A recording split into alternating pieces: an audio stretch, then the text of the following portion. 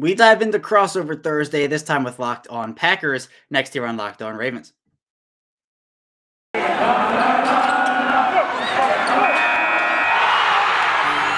You are Locked On Ravens, your daily Baltimore Ravens podcast, part of the Locked On Podcast Network, your team every day.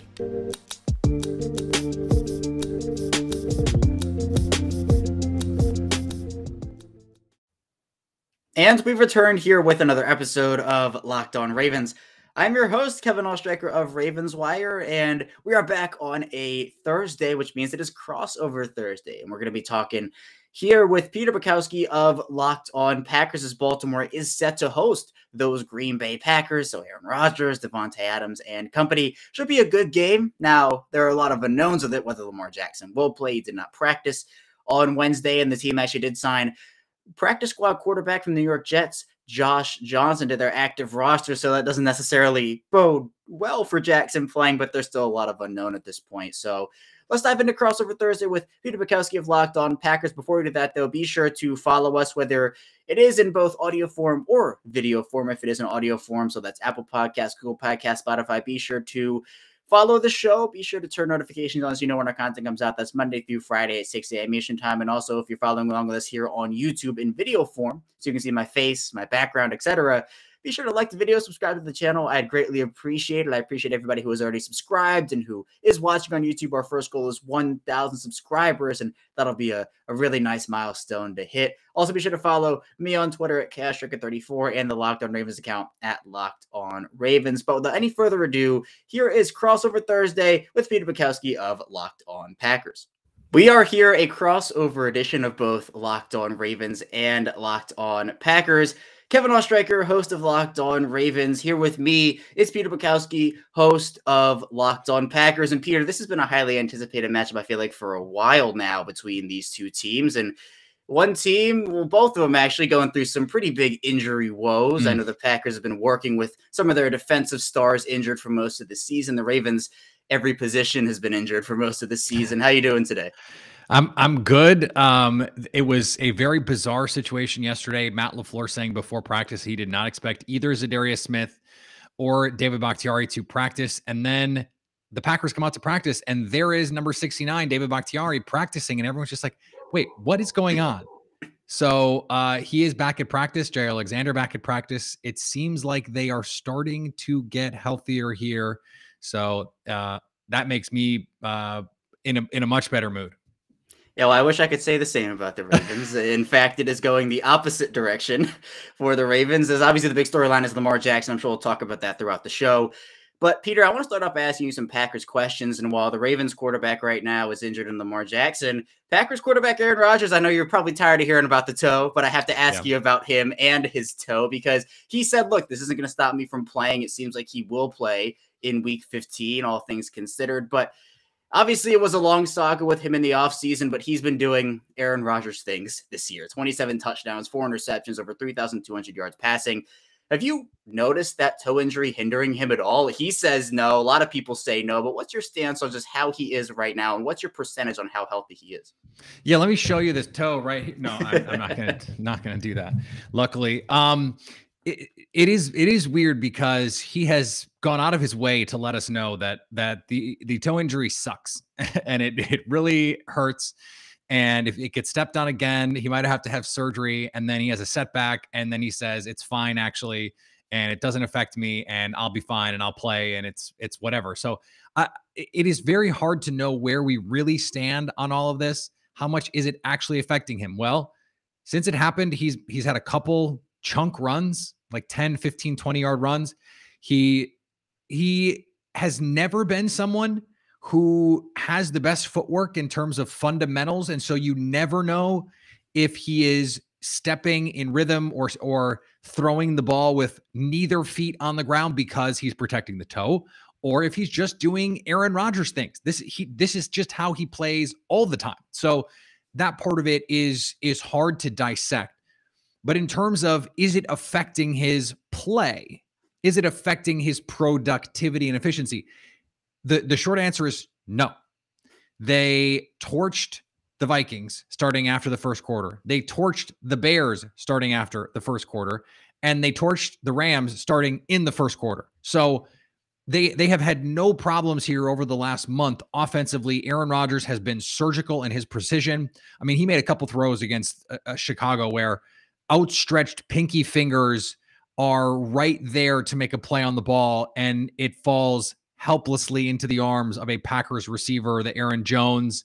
A fake screen leak. I'm not sure exactly what they were trying to do on that play. Aaron Rodgers said not intended to go to Aaron Jones, but it worked out perfectly. Allen Lazard on 3rd and 18, around about 5 Bears defenders, it seemed, and just over the outstretched arms. He still makes throws every week that makes you go, who is this guy? I don't understand. He defies physics and gravity. So from that standpoint, like, could he be playing even better if the toe were 100% healthy? I don't know how much better he could be playing.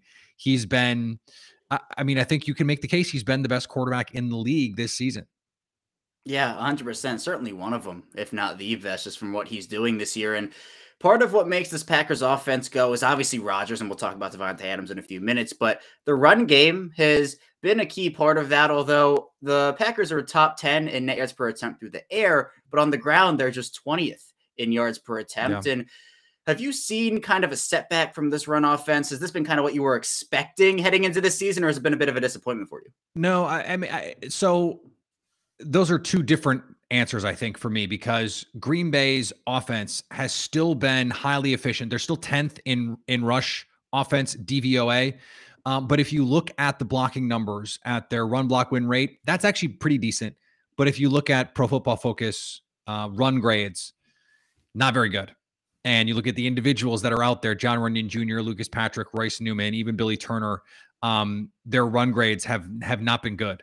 And so a lot of the fact that they've been able to be as successful as they have been, as I said, 10th in DVOA, that is a credit to A.J. Dillon, who I believe is among league leaders in yards after contact. Aaron Jones has always been an elusive back. And so what they've been able to create without ideal blocking is a credit to them. And then it's also a credit to Aaron Rodgers and the shape of this offense, their ability to make checks to the line of scrimmage, to, have the ability to kill plays into other plays. That's a staple of the Kyle Shanahan, Mike Shanahan offense, right? Of understanding, okay, there's really 2 plays for every play.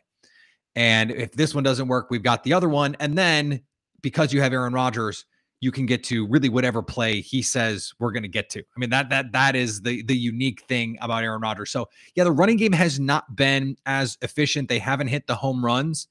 Part of that, though, interestingly, is the 2 shell looks that they've been getting. That's why they haven't been hitting the home runs, because you've got 2 safeties, you've got 2 last line of defense players versus 1. But they have ramped up the efficiency. Early in the year, they were getting 2 high looks and not able to run against them. And now they're getting those 2 high looks and they're starting to be able to run the ball. They're actually seeing more single high looks than some of these other top offenses like the Bills and the Chiefs, who are not able to even think about running the ball precisely because they have Aaron Jones and A.J. Dillon in the backfield. Yeah, 2 very talented backs. And although I know the offensive line hasn't been quite amazing this season, they're still getting the job done. And I know one player who gets his job done on that offense is Davante Adams. Ravens fans are not going to have any sympathy for Packer fan injuries on the offensive line. They're just like, okay, we don't need to hear. We know Allen Jenkins is hurt. We know David Bakhtiari is hurt. Look at our offensive line, please. Thank you.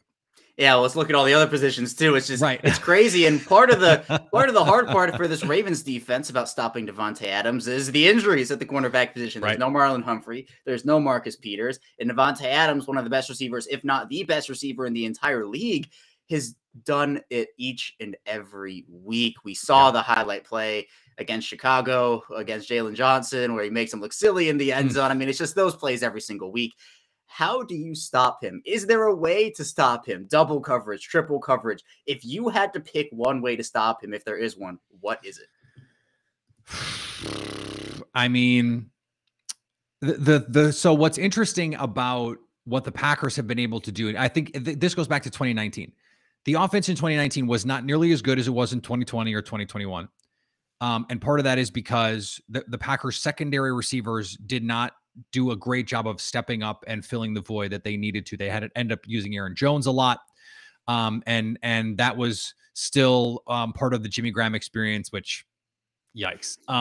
And they were able to create opportunities for Davante, even when he was getting cloud coverages, even when he was seeing safety help. They've done such a good job of finding ways to exploit teams who want to pay extra attention to Davante Adams. And now in 2020 and 2021, now it's all right. Now we're going to put him in the slot and make you make decisions about who's going to cover him. Are you going to bring your outside corner in and try and stop him there? He's got a two-way go, even with safety help. Good luck trying to make that play. So if you're going to stop Davante Adams, I think the number one thing you have to do is pressure Aaron Rodgers. And they have not done a great job, in my opinion, of early in games, especially sticking with that quick game. The quick game has been phenomenal. Aaron Rodgers leads the league in what Next Gen Stats called in rhythm throws in terms of yards per attempt. Part of that is because he can take a three-step drop and throw a go ball as accurately as any quarterback who has ever lived.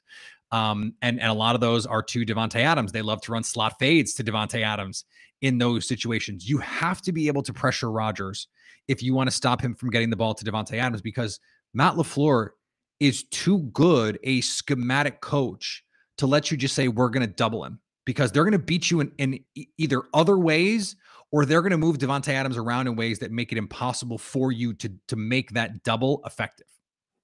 Yeah, there are not a lot of ways to stop Davante Adams. And for the Ravens, they might be down Calais Campbell this week as one of their better interior pressure guys. So it could be a challenge for them to get pressure on Rodgers. They do have Justin Houston at Owe, but yeah, it'll be big for them to do that and just try to neutralize him as best as possible, although it will be a tough task. But Peter, I do want to quickly touch on the Packers defense, a unit that's been playing without former Ravens Za'Darius Smith, that's been playing without Jair Alexander, the stud cornerback, but they have guys stepping up. I mean, Devondre Campbell has been very, very good this season. You have the Maryland safety duo and Adrian Amos, the Maryland native, and also Darnell Savage, the University of Maryland star. What are some of the strengths and weaknesses that you've seen out of this defense so far this year? Well, for most of the season, the strength has been not allowing big plays and pressuring the quarterback. And those go hand in hand, right? If you don't have the time to sit in the pocket and make throws down the field, it's really hard to create those shot plays. Now, the last couple of weeks, they've continued to get pressure. And this is a very interesting thing. So they pressured Kirk Cousins almost half the time. They pressured Justin Fields almost half the time, but they were still able to hit a couple big plays in this game. Now, in the case of Kirk Cousins, it was him just throwing balls up to Justin Jefferson and letting him go make plays. In the case of the Chicago Bears, they had a schemed up, that little shovel pass, which they blocked the heck out of, and Green Bay couldn't make a tackle on. And then the other was a little option route with Demir Bird out of the backfield against a backup safety, catch and run. The chunk plays are generally not going to be over the top, although they got the Packers. The Rams got the Packers twice, Van Jefferson and Odell Beckham over the top. But that has been the strength of this team over the course of the season. Don't give up big plays. Make a team go 10, 12, 14 plays. And then the pass rush has been the key to that. They're fourth in the league right now in pressures, according to Pro Football Focus. So they've been getting it done. In fact, among pass rush duos, Kenny Clark and Rashawn Gary are the number three group of two players in terms of creating pressures this season.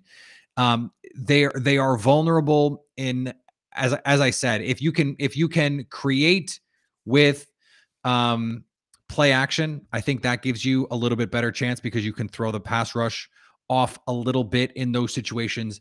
And then, though we haven't seen it this year, the numbers say that this is not a great run defense. Now, what we have mostly seen from teams is they have to abandon it because Green Bay's offense has been efficient enough that we can't let you run the football because we can't run the football because we know you're going to be too efficient with your offense. The Ravens do not have that problem.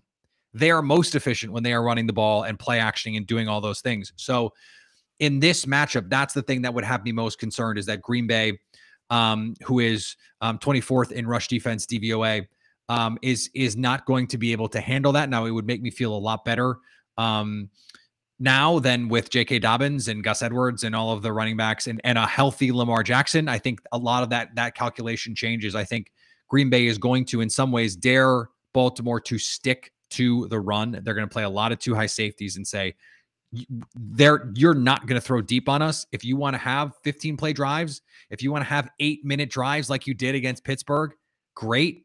We think we're going to score more touchdowns than you on our drives than you're going to score on yours. Yeah, that'll be one of the big things to watch in this game for sure. And for Ravens offense, has been struggling over the past 5 weeks.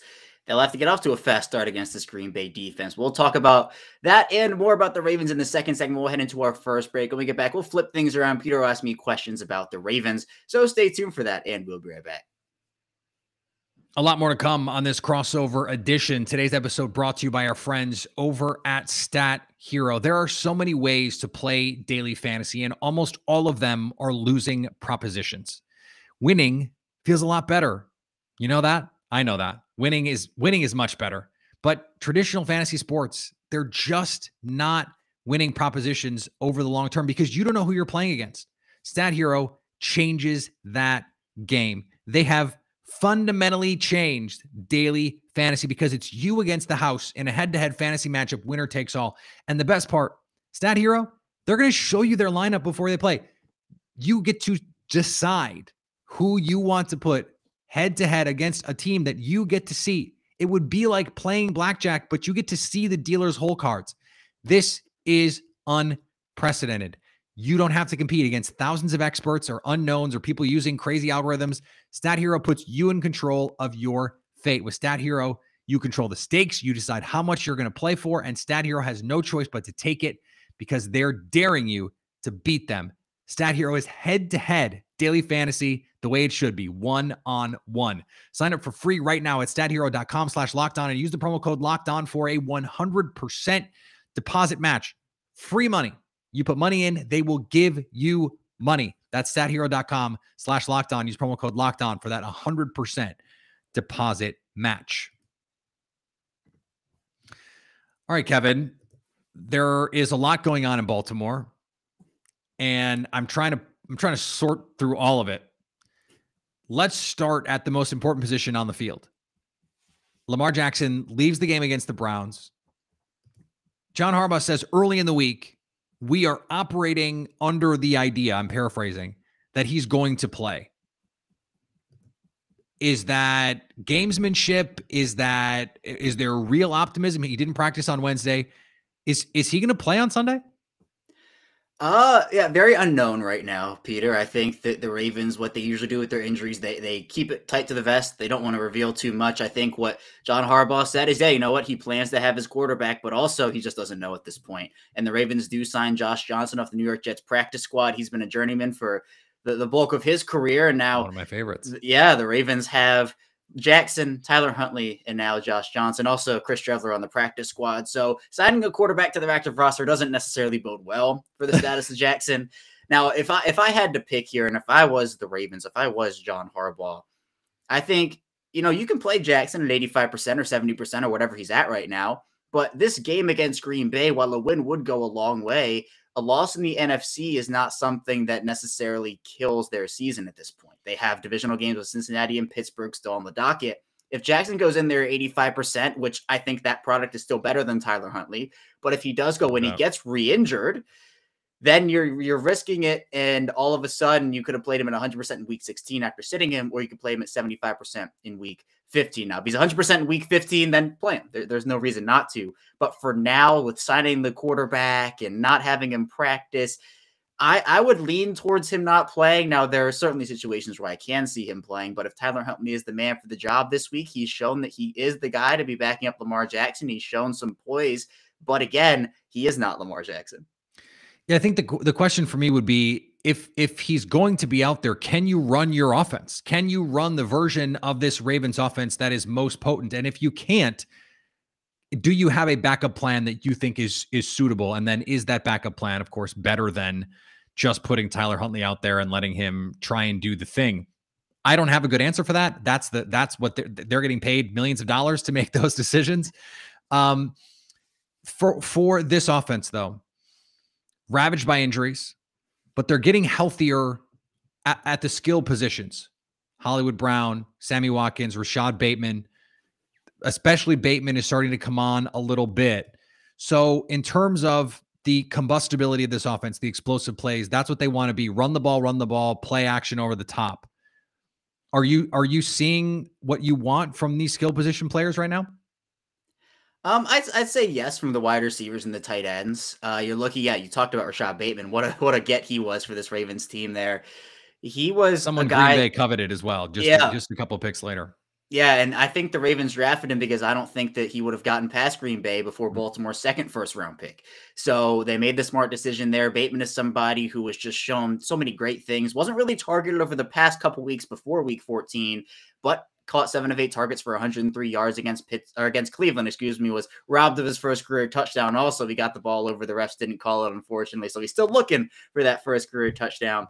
But for me, I mean, you have a guy in Bateman, you have Brown. Watkins actually got injured in the Cleveland game, so another injury to add on top of there. But I think that what they wanted was an improved passing offense heading into this season, and we saw it. I mean, the first 6 weeks of this year, they were passing the ball very, very effectively. They were getting Marquise Brown involved. Mark Andrews is Mark Andrews. He's been great for them this season. Bateman was out at this point, but he came back and immediately got involved. So what they're dealing with now is kind of the reverse of what they were dealing with in 2019 and 2020, where you mentioned J.K. Dobbins is out and Gus Edwards is out. The stats will tell you the Ravens are one of the best rushing teams in the NFL. The actual film will tell you that is not the case. There have been a lot of different things with these running backs where the rushing offense has been the quarterbacks. It's been Lamar Jackson. It's been Tyler Huntley. And look, injuries put a cap, Peter, on any NFL team. Would you rather have, again, J.K. Dobbins, Gus Edwards, or Latavius Murray, Devonta Freeman? I'm taking the first pair there. So it's not like, oh, Freeman's terrible and Murray's terrible. Freeman has turned it up really in these past months or so. He's looked really good. Right. He's been improved, where I think earlier in the year, he's just trying to get his footing. The Ravens lost their entire running back room about 9 days before the season started. They did not have a carry, yard, or touchdown from a running back on their roster from 2020. All new guys. So I think from what they're trying to run, they want to run the ball, but they're putting themselves, because the running offense isn't effective, in second and long, which turns into third and long, which also will then just put them in bad force down situations. And on top of that, if you have an injured Jackson out there, as you talked about a little bit there, the Ravens, their offensive line has just not been great this season. And for Jackson on a hobbled ankle to be running for his life every play, to be hit and sacked, and maybe his ankles fell on again. I don't know if that's the recipe that you want there. If he's not fully healthy, I think that's only something I would want if he's 100%. So I want to talk about this secondary because it's really banged up in a second, but I'm going to ask you about a player who is, I don't know so much anymore on the minds of Packer fans, but certainly during the draft was very much in the heads of Packers Twitter. Patrick Queen, a guy that a lot of Green Bay fans wanted Brian Gutekunst to take. I think the emergence of Devondre Campbell this season has quelled some of those calls. What have your impressions been of Patrick Queen? Because I know at least last year, places like Pro Football Focus hated what he was doing out there. He's been a polarizing figure, best I can tell, among Ravens fans. So what have you seen there? Yeah, Pro Football Focus and Patrick Queen do not get along. I'll tell you that much. Their grade for him was, I think, it was weird because one of their articles was like, yeah, Patrick Queen was one of the best rookies or something like that, and then his PFF grade was like 52.8 or something, and it was like, all right, he's one of the lowest graded linebackers in the league. I think he was the lowest graded full-time defensive starter in the league. Yeah, so heading into 2021, a lot of people expected him to kind of take off. He came out of LSU, not really starting a ton of games there, was very inexperienced as a starter, and coming into a very complicated Ravens defense. His rookie year was very up and down. And I can say the same has been true this year, although it's been a tale of two halves, where his first half of the season was not very good. He was missing tackles, didn't look confident on the field, and it was very disappointing because in the preseason, he showed that he had what it takes. He's very athletic, sideline to sideline speed, can make tackles, can be good in coverage. But I think the adjustment for him coming into the league, and especially being a rookie having the COVID offseason in 2020, where there wasn't any of that as a rookie to come in and work with coaches in person, that was difficult. So not having the start to the season he wanted, but then the Ravens made some changes. They brought in Josh Bynes. They made him kind of the starting Mike while moving Queen to more of a Will type role. And it's helped him. Having a veteran next to him has tremendously helped. It's kind of slowed things down for him. He doesn't have to process as much, doesn't have as much on his plate. And one of the issues was he was playing next to Malik Harrison, who was also in his second season, also not as much experience. So just having a veteran stabilizes things for some players. And that's not a bad thing. It's just as a rookie or a second-year guy or a young guy, that's sometimes what you need. And so Queen has been somebody who just looks a lot faster now on the field, is looking more confident in his ability, is hyping himself up. He's very big on energy, and I think he feeds off of his own energy. He brings his own, which is a very good thing for him. So I think the way that he's turned his season around for me has been very impressive. I think for me, it was only a matter of time when he was struggling. And right now we're starting to see him come back into his own, which is very encouraging. So I'm gonna ask you the same question that you asked me, because the Ravens are, as you said, without Marcus Peters and Marlon Humphrey. They are going to have to start someone else at cornerback. First of all, who are those players? Yeah, so without Humphrey, without Peters, you're looking at Anthony Averett, who is now the Ravens' #1 cornerback, has been thrust into this role. And the secondary is playing about 2 or 3 spots up on the depth chart compared to where they were at the beginning of the year. So your cornerback 4 is now your cornerback 1 at this point. And Averett's had a pretty solid season, all things considered, but he is not Marlon Humphrey. He is not Marcus Peters. Has struggled a bit at times, but has also had really amazing games. You have Tavon Young is the slot cornerback, who has honestly been one of the better defensive players on this team this year. Had 3 season-ending injuries in 5 seasons and has really come on as their best tackler, in my opinion, or at least one of them. You have Jimmy Smith, who didn't play in week 14 due to the birth of his child, actually, so congratulations to him. But, looking at him, he's definitely lost a step or 2 or 5 since his rookie season. And he's in more of a hybrid role. He plays safety, he plays corner, but the Ravens, they're also missing a starting safety, Deshaun Elliott, who's out for the season. So they're playing a rookie in Brandon Stevens, who actually was a cornerback in college for his final 2 years. Before that, his first 2 years at college at UCLA, he was a running back. He came into college as a running back, so he's still learning the safety position. Baltimore is down to their last legs at corner in the secondary right now, and honestly at a ton of different positions. So those are the guys you're looking at that aren't Humphrey and aren't Peters. So again, this question that you asked me, how do you stop Davante Adams if you are the Baltimore Ravens? Probably quadruple coverage, maybe something like that. But no, I agree with you, Peter. I think pressuring Aaron Rodgers is important. I also think making the threat of the run game less is important, because if you have to deal with diagnosing run versus pass and figuring out, all right, they're running the ball effectively and they're throwing it effectively, where are we going to designate our resources to? One of the key factors for, I think, any defense is making any offense one-dimensional, whether that's taking the pass offense out of it completely or the run offense out of it completely. And for Green Bay, I think it's going to be pretty impossible to take the pass offense out of it, as much as I think a lot of Ravens fans would love that, and the Ravens themselves. If they can limit Aaron Jones, if they can limit A.J. Dillon, I think that if they can devote more resources to say, look, we know they're throwing the ball, we know it's probably going to Davante Adams. There have been other guys who have stepped up for Green Bay, don't get me wrong, but I think that's really the only way. But if I'm being honest, I'm probably expecting Davante Adams to have a pretty big game in this one. All right, we'll wrap up our conversation on this crossover edition for what could be, at least if Lamar Jackson plays, a marquee matchup this weekend. We'll do that right after this. There's been a lot of talk lately about Stance apparel, and for good reason, because they just launched a new line of active apparel and it's holiday gifting time. So Stance is the coolest gift you can give. You can share how incredibly comfortable and well made their socks, shirts, joggers, and even hoodies are.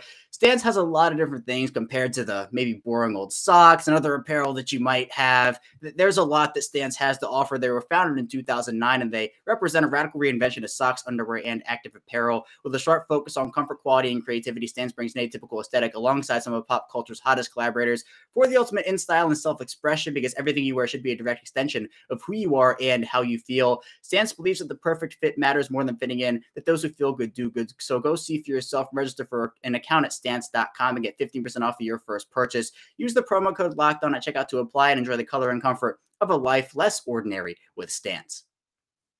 BetOnline has you covered all season long with more props, odds, and lines than ever before as football season continues to march to the playoffs. BetOnline remains your #1 spot for all the sports action this season. You can head to our new updated desktop or mobile website to sign up today and receive your 50% welcome bonus on your first deposit. Just use our promo code LOCKEDON to receive your bonus from basketball, football, NHL, boxing, and UFC right to your favorite Vegas casino games. Don't wait to take advantage of all the amazing offers available for the 2021 season. BetOnline is the fastest and easiest way to bet on all your favorite sports. BetOnline, where the game starts. So this game right now off the board on betonline.ag. That is presumably because of Lamar Jackson's injury situation. Now this game before the injury opened at, I believe, Packers -2.5. That was where I saw it late last week before the game. And then after the game, I saw it Packers -7 after we assumed it was going to be Huntley instead of Lamar Jackson. Build all of that in for me, Kevin. Build in the uncertainty of who is going to play quarterback. Where would you set this line right now today? Well, Peter, if the Ravens weren't playing so many close games and pulling off these miraculous comebacks, I might say double digits. But this team, they never give up. They're always in. I mean, they're down 24-6 at halftime against Cleveland. They don't allow Cleveland to score another point for the rest of the game and are in prime position to win it. Now, Green Bay is a different team than Cleveland, don't get me wrong. But I think for now, I think 7's fair. Maybe I'd put it at 8 because just of the fact that Baltimore's offense has been very slow to start games, and I think it's killing their momentum. I mean, they haven't scored a first quarter touchdown since week 6, whether that is with Huntley or with Lamar Jackson under center. That's about 115 minutes of first quarter action consecutively without a touchdown. So they have some work to do there. I think with an offense that's already been struggling, they haven't had many answers for cover 0.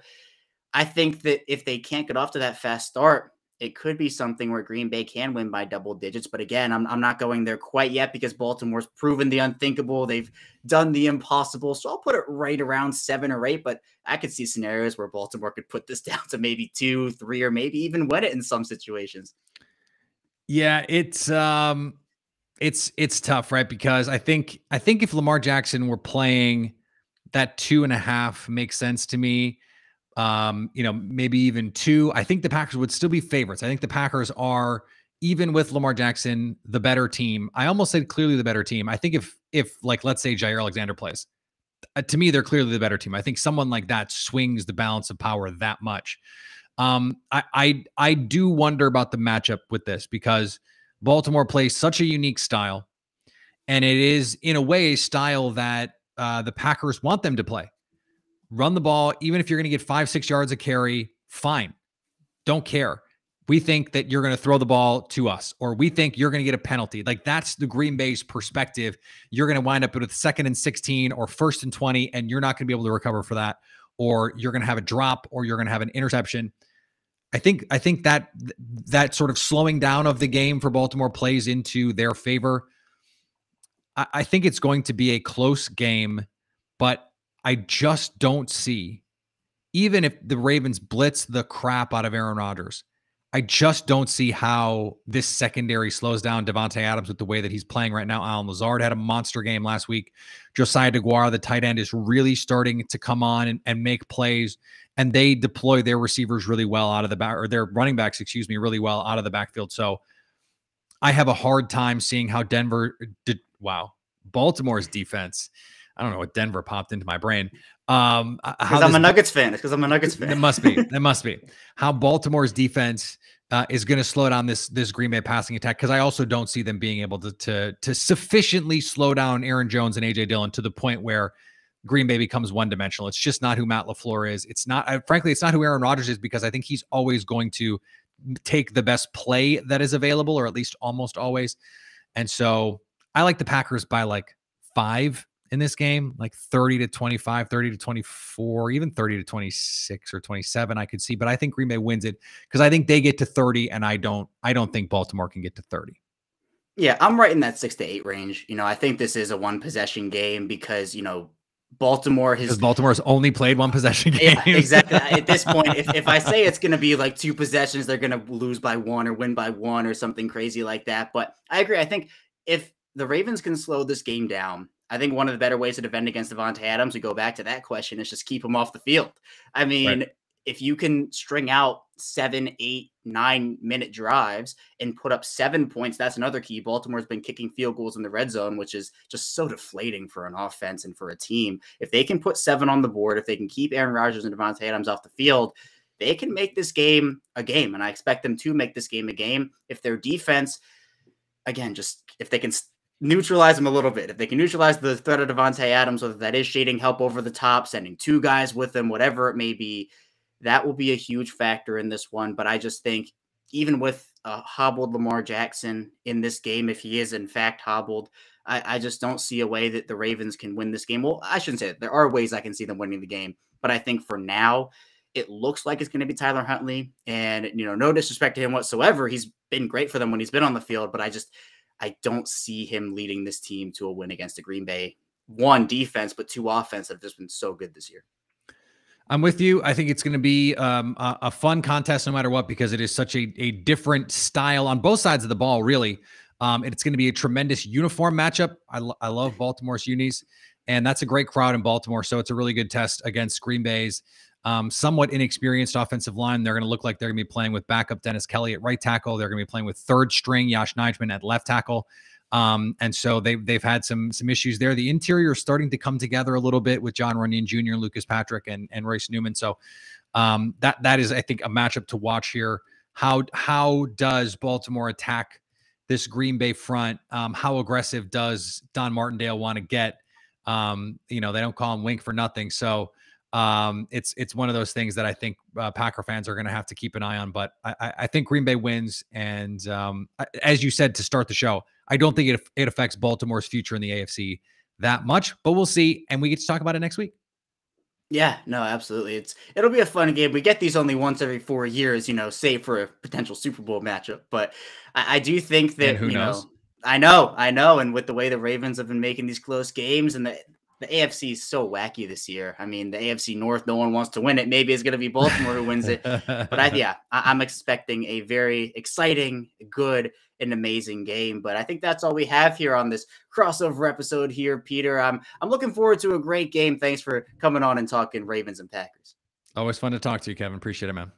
Thanks so much. We'll be back here with our Ravens and Packers coverage respectively tomorrow. So stay tuned for your respective show, and we will see you tomorrow.